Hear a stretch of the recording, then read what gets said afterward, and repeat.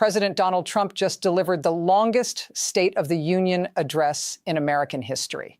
1 hour and 47 minutes. 107 minutes of Trump addressing Congress, the nation, and the world. And buried within that nearly 2-hour speech was a carefully constructed case for war with Iran that most people missed because Trump presented it so subtly. Trump spent only a few minutes explicitly discussing Iran, but those few minutes contained explosive claims. That Iran killed 32,000 protesters in January, that the United States obliterated Iran's nuclear program last June, that Iran is rebuilding nuclear facilities right now, and that America will never allow Iran to possess nuclear weapons. Trump said he prefers diplomacy, but he also made clear that if Iran does not say the magic words, quote, "We will never have a nuclear weapon," then military action remains on the table. And today, February 25th, 2026, Iran's foreign ministry responded with one of the most explosive statements ever issued by an official government. Iran's foreign ministry spokesman compared Trump to Nazi propaganda minister Joseph Goebbels, accused Trump of spreading big lies about the 32,000 death toll, and called Trump's nuclear claims complete fabrications designed to manufacture justification for war. This is not normal diplomatic language. This is Iran calling the President of the United States a liar and a fascist. And it comes exactly 1 day before the most critical diplomatic meeting of this entire crisis. Tomorrow, February 26th, American negotiators Steve Witkoff and Jared Kushner will sit down with Iranian Foreign Minister Abbas Araghchi in Geneva for what may be the final round of talks before war begins. And if those talks fail, we are 5 days away from the March 2nd IAEA Board meeting that historically triggers Israeli strikes within 24 hours. 5 days.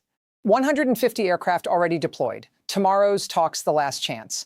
Iran calling Trump a Nazi, and the countdown to war accelerating by the hour. Let me walk you through exactly what Trump said last night, why Iran's response today is so explosive, what happens tomorrow in Geneva that could determine war or peace, and why the next 5 days are the most dangerous period in modern Middle Eastern history. Trump's State of the Union address began at 9:02 p.m. Eastern Time on February 24th and lasted until 10:49 p.m., 1 hour, 47 minutes. That breaks the previous record held by Bill Clinton in 1995, whose State of the Union ran 1 hour, 45 minutes. Trump covered dozens of topics: the economy, immigration, crime, education, healthcare. But approximately 7 to 8 minutes of the speech focused on Iran. And those 7 minutes were carefully calibrated to present the case for war while maintaining plausible deniability that Trump was actually threatening military action. Trump began the Iran section by stating, and I am quoting directly from the official White House transcript, "We wiped out Iran's nuclear weapons program. We obliterated it." That claim alone is extraordinary. Trump is stating as fact that the United States completely destroyed Iran's ability to build nuclear weapons during last June's Operation Midnight Hammer. But that claim is disputed by the International Atomic Energy Agency. IAEA Director General Rafael Grossi has stated repeatedly that inspectors have not been allowed full access to the site struck in June, that Iran is rebuilding facilities, and that Iran still possesses enriched uranium that could be used for weapons. So Trump is making a claim that international inspectors cannot verify, and that available evidence suggests is exaggerated. Trump then said, "But they're starting up again, and we'll see what happens." That phrase, "we'll see what happens," is Trump's signature way of threatening action without explicitly saying what he will do. It is plausible deniability. Trump is not saying, "I will bomb Iran."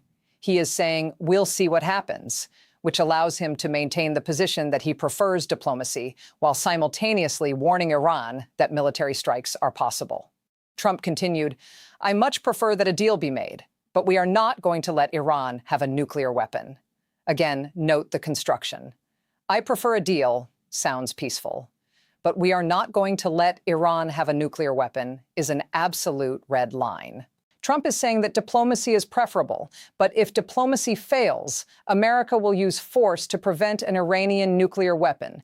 That is a threat of war dressed up as a statement of principle. Then Trump dropped his most explosive claim. He stated, "In January, Iran killed 32,000 protesters. 32,000. That's far more than anybody knows or understands. This number is stunning. Previous reports from human rights organizations estimated that Iranian security forces killed between 500 and 1,000 protesters during the January 2026 crackdown. Some estimates went as high as 7,000 if you include deaths from torture, executions, and people who died in custody. But 32,000? That would make Iran's crackdown one of the deadliest mass killings in modern Middle Eastern history, comparable to Syria's Assad regime or Iraq under Saddam Hussein. Where did Trump get this number? The White House has not released any intelligence documents or evidence supporting the 32,000 figure, and Iran immediately denied it. But Trump stated it as fact during a State of the Union address, which means either U.S. intelligence has evidence that has not been made public, or Trump is inflating the number to make Iran look as evil as possible to justify military action. Trump concluded the Iran section by saying, "We have tremendous military power over there right now. Tremendous. We have never been stronger, and I hope we can make a deal. But if not, we are prepared." Tremendous military power. That is Trump confirming what the Washington Post reported yesterday, that the United States has deployed more than 150 aircraft to the region in the largest buildup since the 2003 Iraq invasion. Trump is telling Iran and telling the world that American forces are in position and ready to strike. But he is framing it as defensive and necessary rather than aggressive. This is textbook pre-war rhetoric. Make the enemy look evil by citing atrocities. Claim you prefer peace, but that the enemy is forcing your hand. Demonstrate overwhelming military superiority. And then wait for the enemy to make a mistake or refuse your demands, giving you the justification to attack. Trump did all of that in 7 minutes last night. And today, Iran responded with fury. Iran's foreign ministry spokesman Esmaeil Baghaei held a press conference this morning in Tehran and issued one of the most aggressive statements I have ever seen from an official government spokesman. According to multiple Iranian news outlets, including Press TV and Tasnim news agency, Baghaei stated, and I am quoting from translations of his remarks, "The American president's claims about Iran are big lies in the style of Nazi propaganda minister Joseph Goebbels.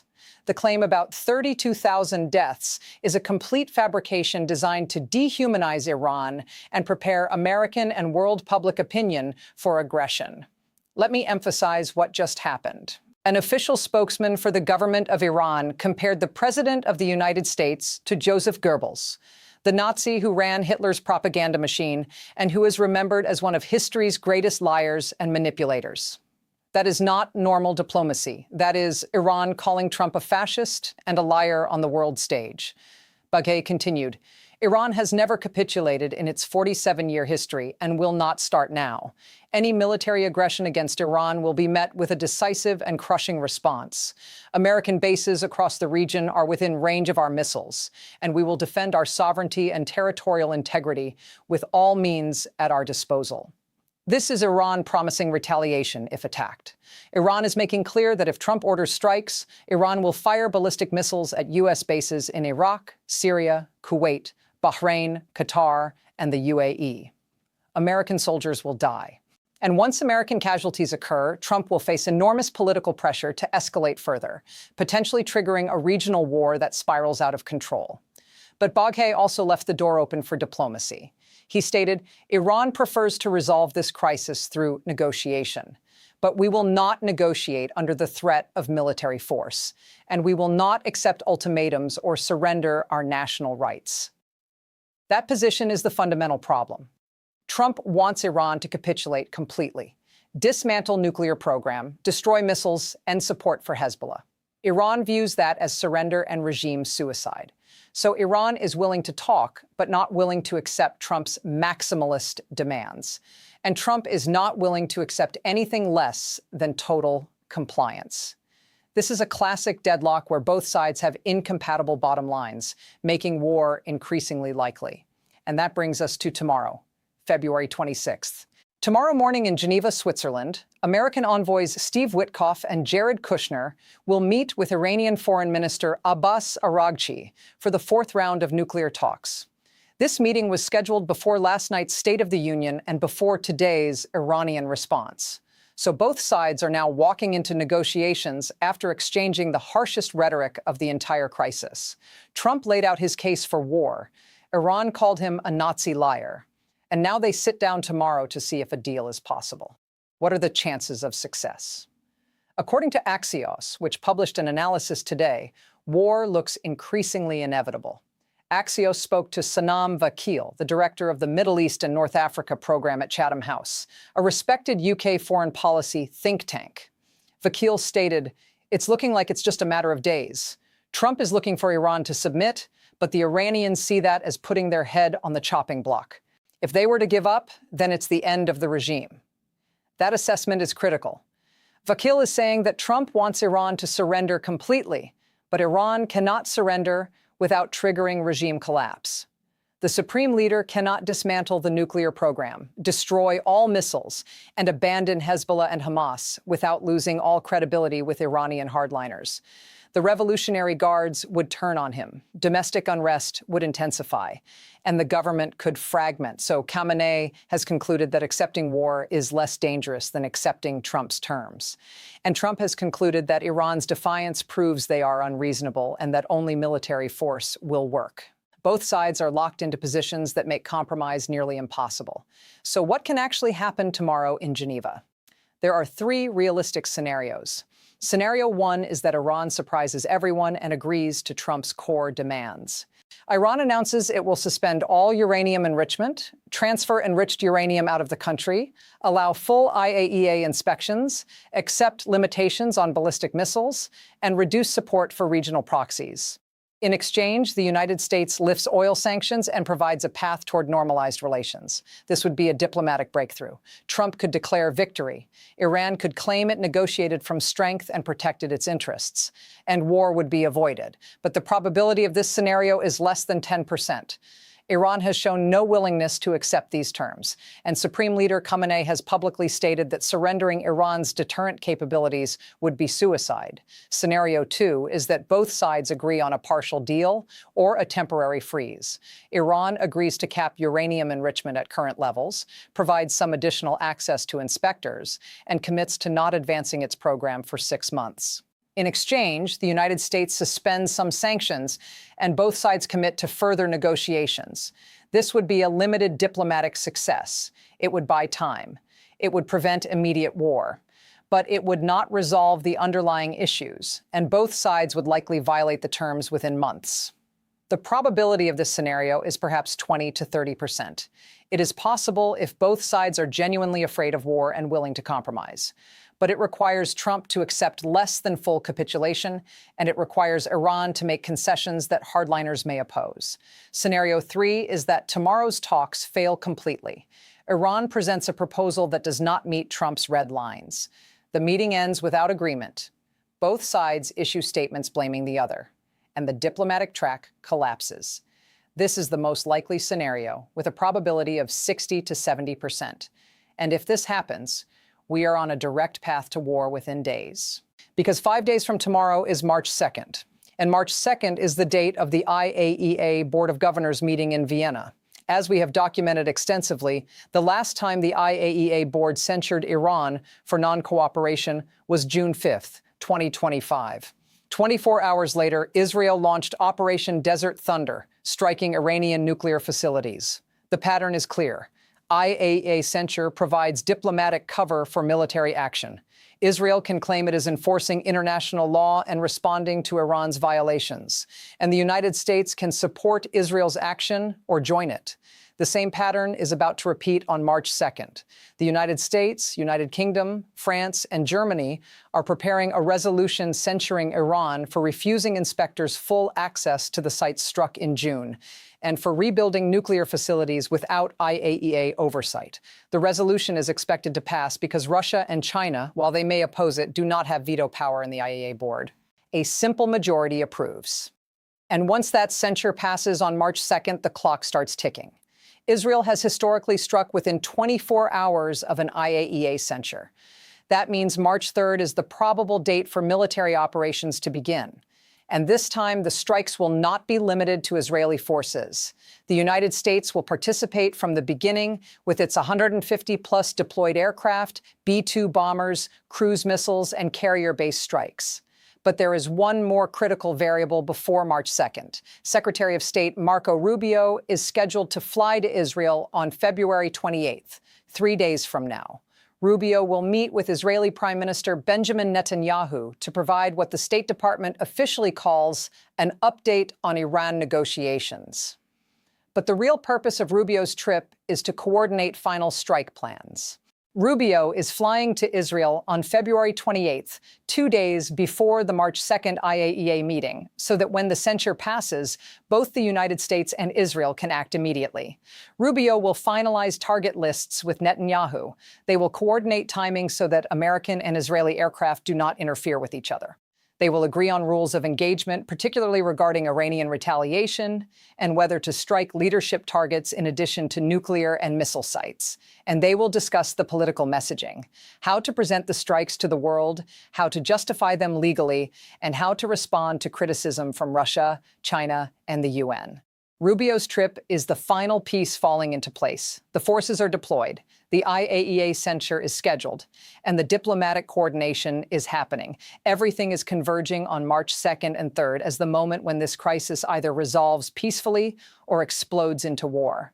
But given how tomorrow's Geneva talks are likely to fail, given how hardened both sides' positions are, given how Trump has publicly laid out his case for war, and given how Iran has publicly refused to capitulate, the probability of war is now extremely high. Axios' assessment that it is a matter of days is accurate. We are not talking about weeks or months anymore. We are talking about this week and next week. Let me also address the 150-plus aircraft deployment that Trump confirmed last night. The Washington Post reported yesterday that the United States moved more than 150 aircraft to bases in Europe and the Middle East since February 17th, making this the largest deployment since the 2003 Iraq invasion. Trump acknowledged this indirectly last night when he said, "We have tremendous military power over there right now." These aircraft are not deployed for show. They are deployed because Trump has decided he wants the capability to strike Iran with overwhelming force on short notice. The types of aircraft deployed tell you what kind of operation is being planned. F-35 stealth fighters are for penetrating air defenses and striking high-value targets deep in Iranian territory. F-22 air superiority fighters are for establishing air dominance and shooting down any Iranian aircraft that try to intercept. F-16 multi-role fighters are for bombing secondary targets and providing close air support. B-2 stealth bombers are for destroying deeply buried bunkers that other weapons cannot reach. And KC-135 refueling tankers are for enabling all of these aircraft to fly the 1,000 to 2,500 miles to Iranian targets, strike, and return safely. When you deploy 150-plus aircraft, including stealth bombers and advanced fighters, you are preparing for a major sustained air campaign, not a quick, limited strike. This suggests Trump is planning something significantly larger than last June's operation. And the fact that these forces are in place now, before tomorrow's Geneva talks and before the March 2nd IAEA meeting, means Trump wants the capability ready so he can order strikes within hours of diplomacy failing. Iran knows this. Iranian intelligence is tracking American military movements. Iranian satellites are watching U.S. bases. Iranian spies and sympathizers in countries hosting American forces are reporting what they see. Iran knows that 150-plus aircraft are positioned. Iran knows that 2 carrier strike groups are off its coast. Iran knows that Rubio is flying to Israel in 3 days, and Iran knows that March 2nd is the IAEA meeting date. Iran is not blind or stupid. Tehran understands exactly what is happening, which is why Iran is preparing its own forces for war. Iran has reportedly dispersed ballistic missiles to prevent them from being destroyed in a first strike. Iran has activated Revolutionary Guard units. Iran has pre-positioned forces near the Iraqi border and near the Strait of Hormuz. Iran has put Hezbollah on alert in Lebanon. And Iran has told its proxies in Iraq, Syria, and Yemen to prepare for possible attacks on American targets. Both sides are now in the final stages of preparation. The diplomats are still talking, but the militaries are ready to fight. Tomorrow's Geneva talks are the last off-ramp. If Witkoff, Kushner, and Araghchi can somehow find a formula that both Trump and Khamenei can accept, war can be avoided. But if tomorrow's talks fail, then we are on rails toward strikes on March 3rd, 5 days from today, 107 minutes. That is how long Trump took last night to make his case to Congress and the nation. 32,000 dead protesters. Nuclear program obliterated but rebuilding. We will never allow a nuclear weapon. Tremendous military power deployed. We prefer a deal but are prepared. 7 minutes on Iran buried in 107 minutes of speech. But those 7 minutes laid the foundation for war. And Iran responded today by calling Trump a Nazi propagandist. And tomorrow, the diplomats meet one last time. And in 5 days, the IAEA votes. And then we will know if Trump's 107-minute case for war becomes reality.